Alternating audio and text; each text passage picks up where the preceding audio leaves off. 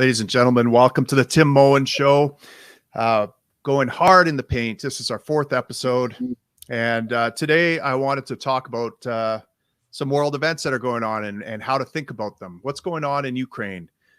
We have a Russian invasion. We have protests against the war. We have people in favor of supporting Ukrainians, saying we need to get over there and help them out in any way we can with gifts or donations or whatever. And there's a lot of moving pieces to this. So I have my old buddy Manuel Pascal on to tell one side of the story here. And this side of the story, of course, Manuel is French-Canadian who is very anti-war. He's never met a war that he liked. He hates them all. And we're going to find out today why he hates this Ukraine war and how we should think about it. So welcome, Manuel, to the Tim Moen Show. Glad to have you on. Thank you, Tim. So what should Canadians or just average people know about this war? I mean, here's what it looks like if I'm reading mainstream media correctly. Russia invaded the Ukraine. Ukraine is under attack. Russia is trying to assimilate them, and Ukraine just wants its independence. And so they're fighting tooth and nail, and we ought to fight them. We ought to help them, by God, against this evil Russian menace that has invaded them. Is this not correct, or what's wrong with this narrative? First of all, if I can say, there's a quote who said, I don't know who, but that the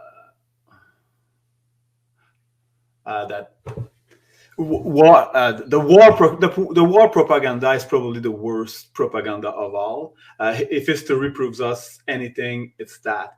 Of course, we always knows it after the war, right. But if we look at all the previous war of the last 2 centuries, at the time, what the propaganda was telling us about why those wars were good, necessary, and justified, history always shows after war that it was a lot of lies. So, of course, right now there are events that we cannot know if it's true or not. Right. It's obvious that on both sides there are war crimes and evil acts committed. But if the propaganda is on one side, they will just report the war crime of the other side. They will amplify them, and they will shut off the war crime of their own side, which is always what has happened in the past. So. Right. Well, and so let me kind of give folks out there listening what the libertarian view on war and national defense is, what the kind of traditional libertarian view is.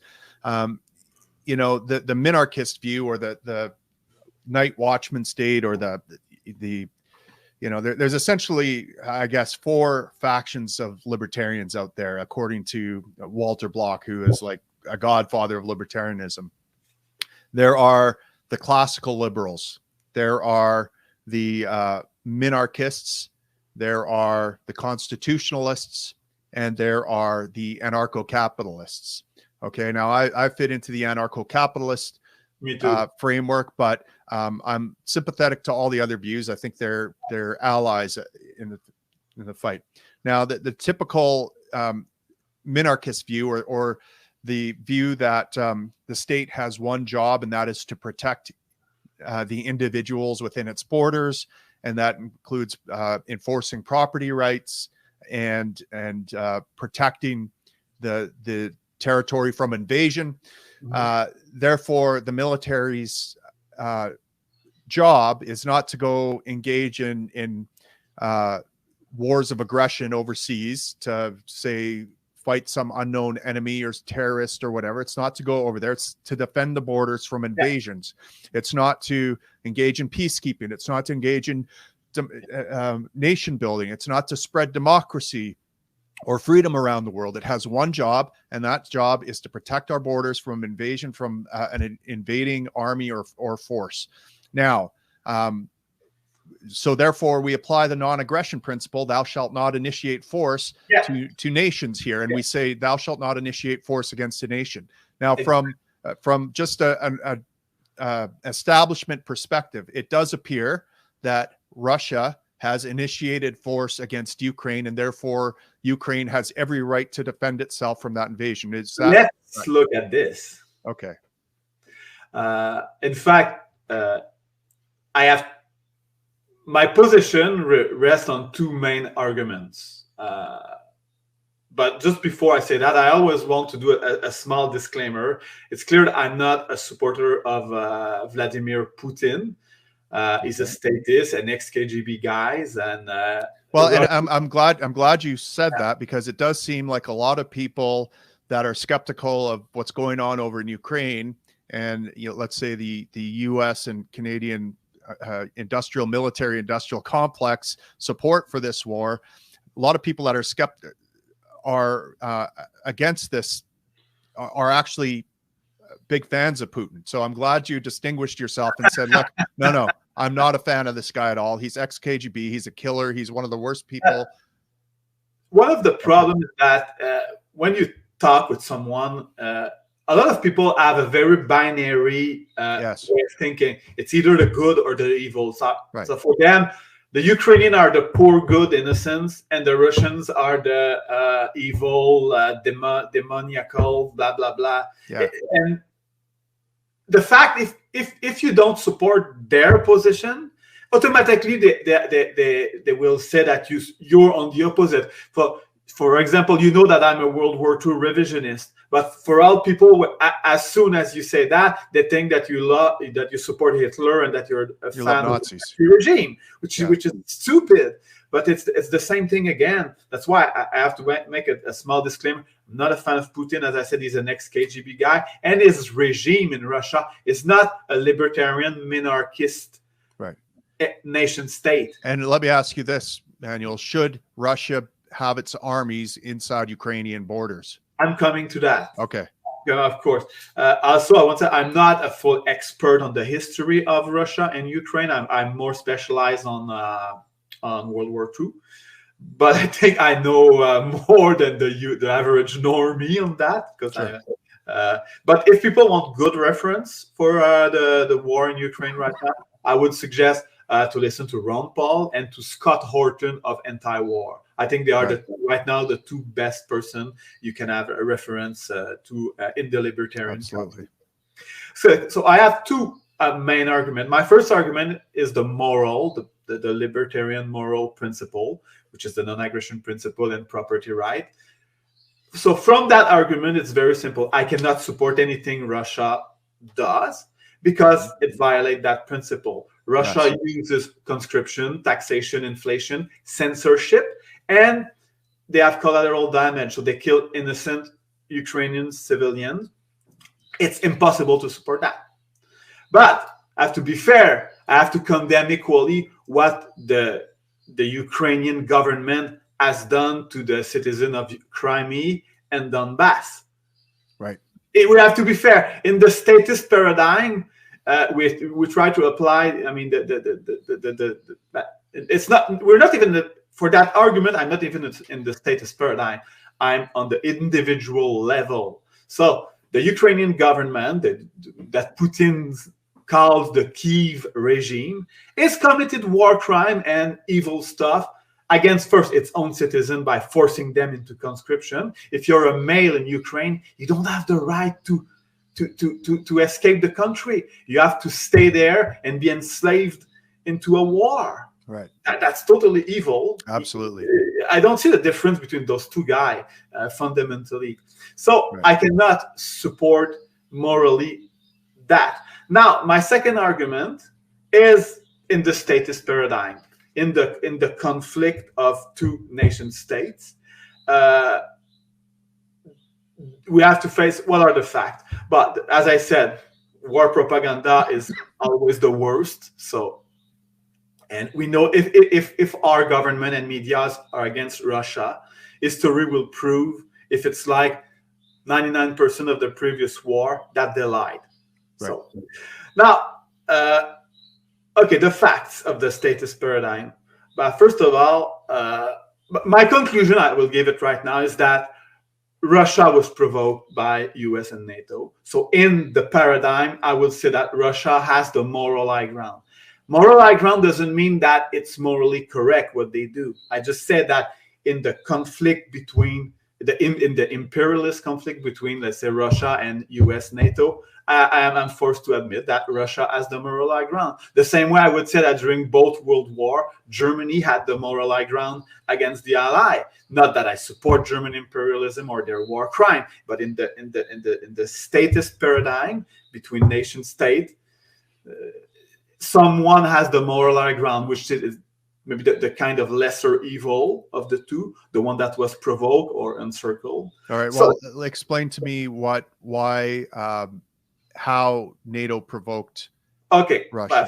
First of all, in the 90s, the US promised Russia that NATO would not expand east of Germany. They did not respect that, obviously. In 2014, the US installed a puppet regime that was hostile to Russia in Ukraine.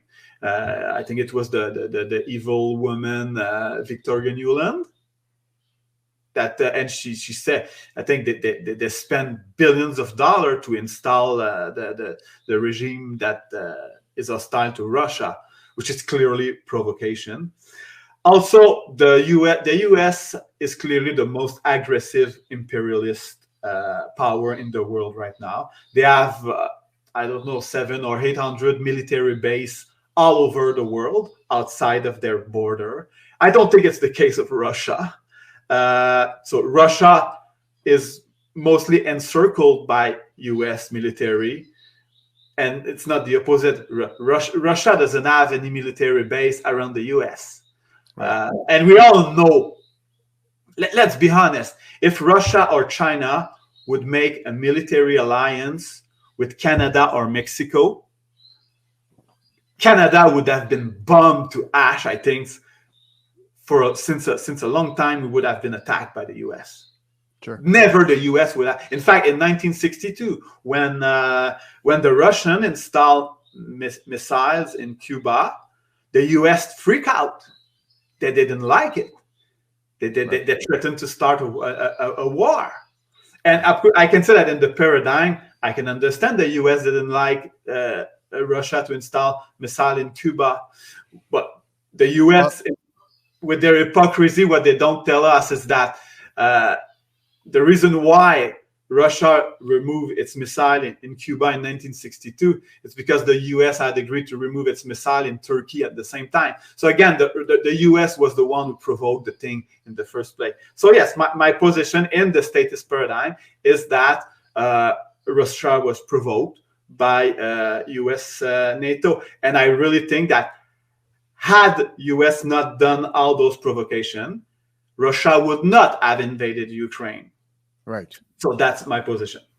Okay, that's fair. I think I take a slightly different or maybe more nuanced position. I can't remove agency from Russia here by saying that they had no choice but to say respond to provocations by invading Ukraine. Mm-hmm. I think they Putin and Russia has to be held accountable.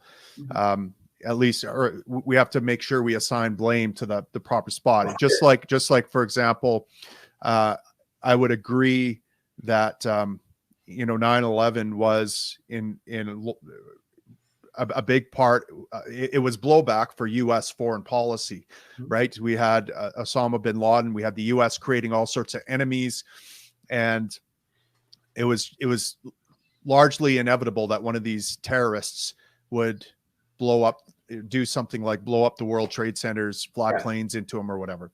That does not excuse or justify what these bastards did, right? I mean, they still killed innocent lives. They still have that on their blood. The U.S. is guilty of killing innocents over there. Osama bin Laden and his ilk are guilty of destroying innocent lives over here. They're both evil in that sense. And so Russia is evil for invading Ukraine, even given the provocations that the U.S.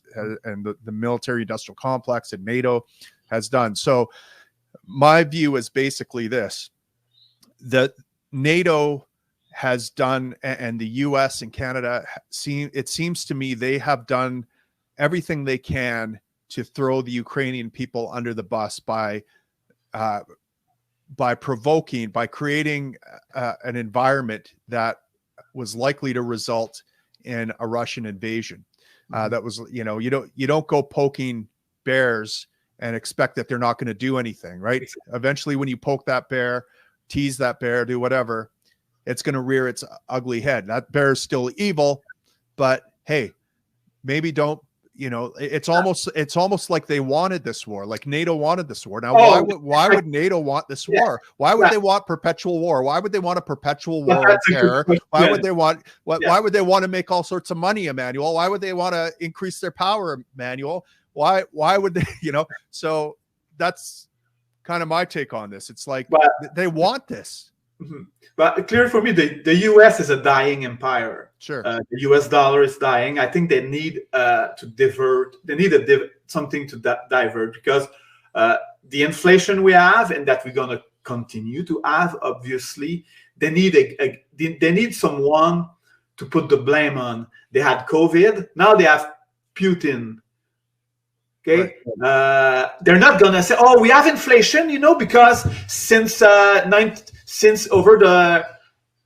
2 generations, we print money in order to buy election and to offer so-called free stuff and have an empire. That's why we have inflation. No, they're not going to say that. They're going to need a boogeyman like COVID, climate change, or now they have Putin, which I think is the best boogeyman. So yeah, the U.S. I think they want to feed the military-industrial complex. I think it's a racket that exists for over a century. And I think the U.S. also want Russia to be weak, because Russia and China are the two after the U.S. I think they are the largest possible military power, and the U.S. want to be the strongest, so they attack. They want to weaken their opponent. That's an imperialist rivalry, and that's what we have when we have a state. That's why we have to fight against statism. Right. And I just want to come back to something you said, that because when we talk about war, we are in the paradigm of the nation state, and as libertarian, we have to, for that, we're more in the minarchist paradigm than the anarchist. Yeah. So a minarchist government that libertarian would support, when you say it has to protect the border, you're right. I agree with that. The minarchist government should protect its citizen, their private property, but a government should better protect their citizens is to not provoke abroad. And our government do exactly the contrary. It's like World War II. People think, oh, the Japanese attacked suddenly Pearl Harbor in 1941. Ooh, I don't know why. Oh, maybe it's because the U.S. had put on them an oil embargo and many other things. And, you know, Germany and Japan were small, tiny, industrialized nation with no colonies, with not enough resource probably to be self-sufficient, and everybody around them was having huge empire and doing protectionism in the 1930s and encircling them, especially Germany. I mean, I'm not supporting imperial or Japan or Nazi Germany, but I don't think that a minarchist, a libertarian government by, like, say, a Ron Paul or I think it was Robert Taft in the 1940s, would have done such provocation. Right. So our government don't protect us. They do exactly the opposite of protecting us. They go, as you said, they go poking a bear. Well, right. And I mean, this is one of the reasons why, you know, I'm an anarchist, right? Is because I understand governments are born in conquest and plunder. I mean, we have all this myth about the creation of government and what its purpose is, but at the end of the day, it's a criminal gang. It does criminal things, and we can't expect it to be anything other than criminal. It only can exist through its criminality, through extorting its people, from plundering them, from imposing conquest on them, from, you know, and everything that emerges from it. Anyways, the reality right now in Ukraine, because objectively, as you know, the nation state, the government, it's an abstraction. There's a conflict between U.S. politicians and all their cronies with Russian politicians and all their cronies, and the U.S. have their puppets. They have puppets. The Ukrainian and European politicians and their cronies are mostly the puppets. Well, so let's talk about that a little bit. So I know maybe you can fill me in a little bit here, but Hunter Biden was working for Burisma, a Ukrainian oil company, as a consultant. Not that he knew anything about oil. About that for me, I saw memes of Hunter Biden that were funny with his drug stuff or with his laptop, but okay, so you don't know anything about it. I'm absolutely not surprised, but me, I prefer I'm not a good person to well, I mean, it calls into question a lot. We know there's fuckery going on, right? Of course. We know that Hunter Biden, you know, he was cozied up with this Ukrainian oil company, even though he has no oil thing. Obviously, they were paying him obscene sums of money because of who his father is. And so there was that relationship they had with, you know, the cronies from the United States that, you know, enslave and shake down the U.S. citizens, were cozying up to the cronies in Ukraine who, you know, shake down and oppress Ukrainian citizens. It should be, it's no surprise. And so, you know, there's these relationships that the Bidens have with Ukraine, and also with China as well, that are suspect. You know, it makes you wonder how this is all connected, right? And then I remember that, you know, Trump was, I think, accused of wanting a quid pro quo. He wanted the Ukrainian, I think, justice minister or something like that to release some files about their investigation into Burisma and into this Biden connection, if they wanted to get the foreign aid that they were promised. And of course, the progressives made a big song and dance about this and said, you know, Trump's withholding promised foreign aid. Look at this corruption and collusion, and he's trying to strong arm the Ukrainians. And that's exactly, it distracted from the fact that the Bidens were doing exactly what the progressives were accusing Trump of doing.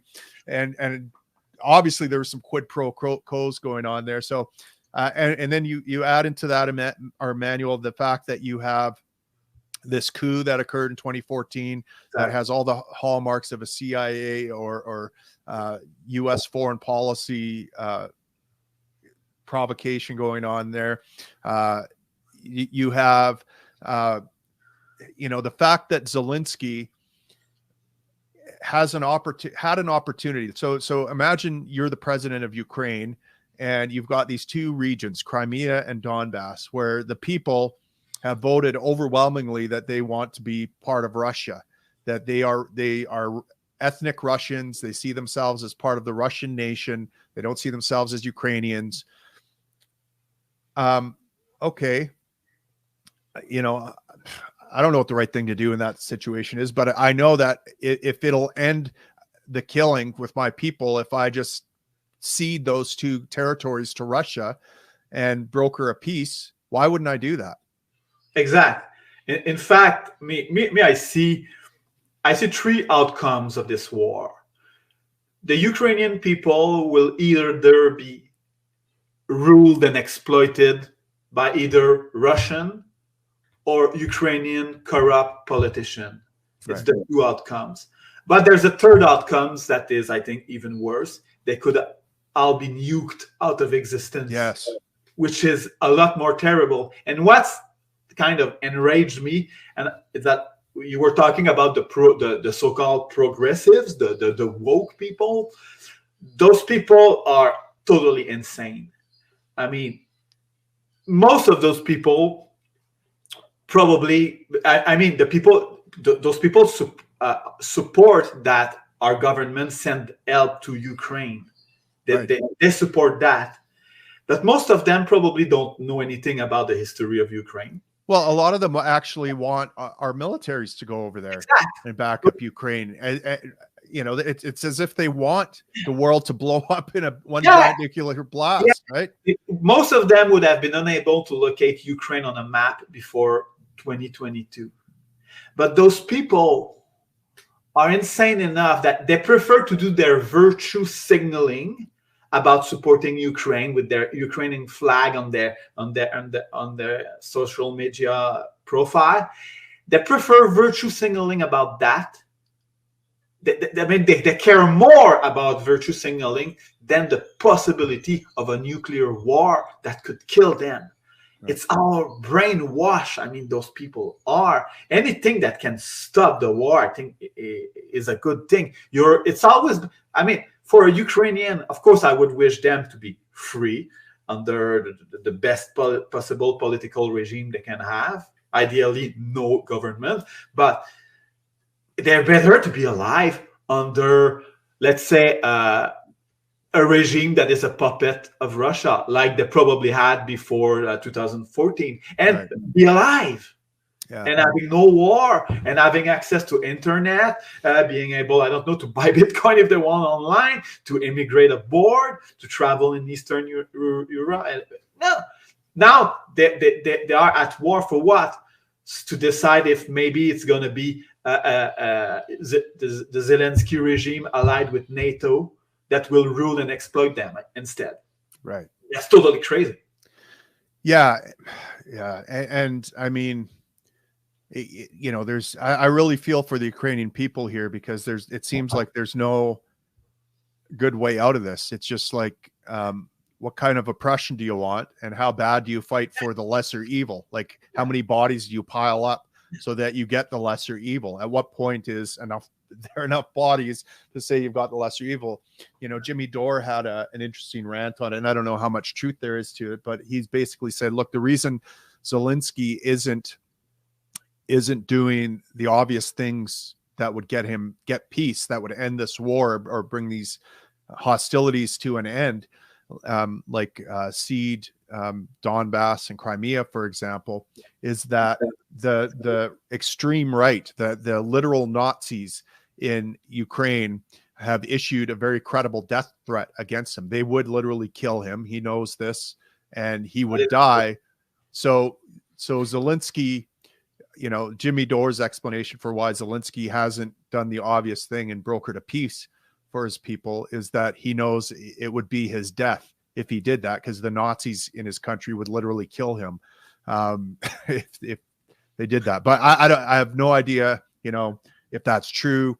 But it just tells me that, like, this is part of the problem we're facing here, is that there's so many different angles to this. There's so many different stories that are going on. There's so much information, so much fake news, so much spin propaganda coming out of there. It's hard to know exactly what to make of it. But we go back to principle here and we say, okay, what should our government be doing about it here in Canada? Well, the libertarian answer is nothing. It's not, Russia is not invading us. No. You know, we don't extort our own taxpayers. We don't point a gun at people and say, I'm going to shoot you and kill you if you don't give me money to support Ukrainians. We don't do that. We consider that immoral.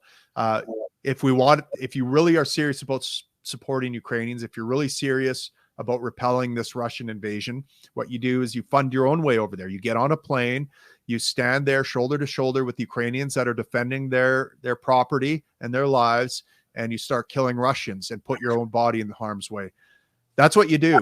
I wouldn't do that. I wouldn't do that either. I'm not ready to do that. And I'm certainly not ready to kill Canadians for not willingly sacrificing their money for a war they don't even properly understand. So, yeah, you know, there we are. The solution I see is that the first and best solution would be to stop provoking those mess. Yeah. That people have to understand that all those mess are caused by government interventions, and that more government intervention is not a solution. It will only create more problem in the future. And right now we face the possible unintended consequence of a third world war with nuclear weapon, and we all know what it could mean. It could mean that we could be literally killed, whether it's in a nuclear blast or with the afterward. And as I said, the fact that most people prefer to virtue signal rather than be afraid of that is totally, I mean, yeah.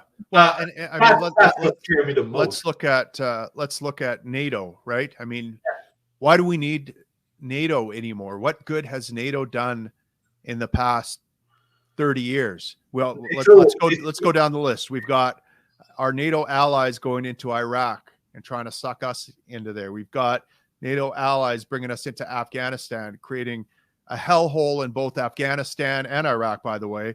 Our latest thing was NATO bringing us, into Libya to get rid of that evil regime there, Gaddafi. Didn't work. And we end up with even more violent and evil extremists running that country and open goddamn slave markets in that country. I mean, how many more bodies need to be piled up to create global war before we realize that NATO might not be the solution to our problems here? NATO might not be the good guy. No, but NATO is an imperialist alliance. I'm sorry. Again, in the paradigm of the nation state, I'm ready to accept what we would call defensive alliance. It's totally, I think, acceptable in the status paradigm. But if you want to have a real, from a libertarian standpoint, in the status paradigm, if we want to have defensive alliance, the alliance first, you cannot be imperialistic. You cannot have a defensive alliance with some imperialist nation, because they will drag you into imperialism. So right. I would agree with a purely defensive alliance, but NATO is not that. NATO is imperialistic. NATO existed after the Second World War. Why? Because they said that the Soviet Union was a threat. Yeah, but the same people that say that were the ones that saved and supported and helped the Soviet Union to expand in 1945.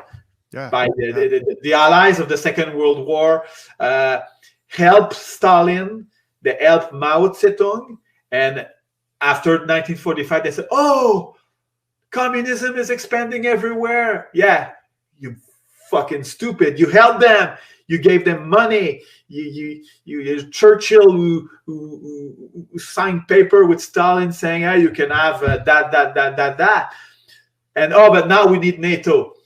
I mean, how people can be, I'm sorry, but if you believe NATO should never have existed, I think.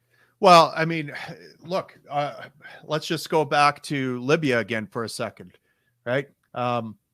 It was our country's decision to join NATO in bombing Libya that provoked 2 terrorist attacks on our soil. One was a gunman going into Parliament and shooting up Parliament after killing Nathan Cirillo standing guard at a war memorial. Another was a guy who ran over 2 Canadian soldiers in a parking lot in Quebec. Again, both of these guys cited Canada's involvement in the Libya bombings, in the Libya regime change for the breaking point. They're like, enough. And so again, nothing excuses what those terrorists did. Those were murders, cold-blooded. Those people ought to be executed for their crimes, in my opinion. Well, I think one was by that brave old guy in Parliament there who did a diving shot and tooked him. Sorry if I don't feel. I probably have a different feeling than you toward police, military, especially when they defend politicians.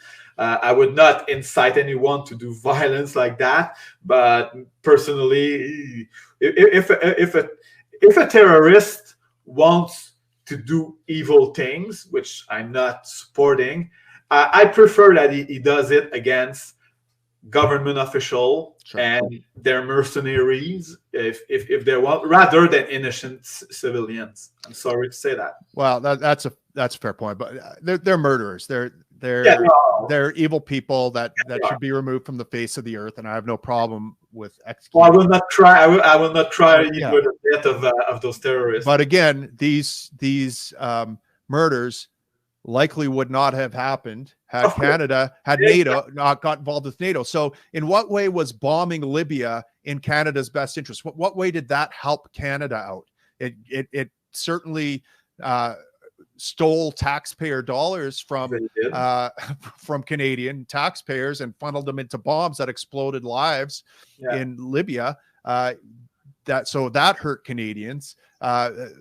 It provoked terrorist attacks.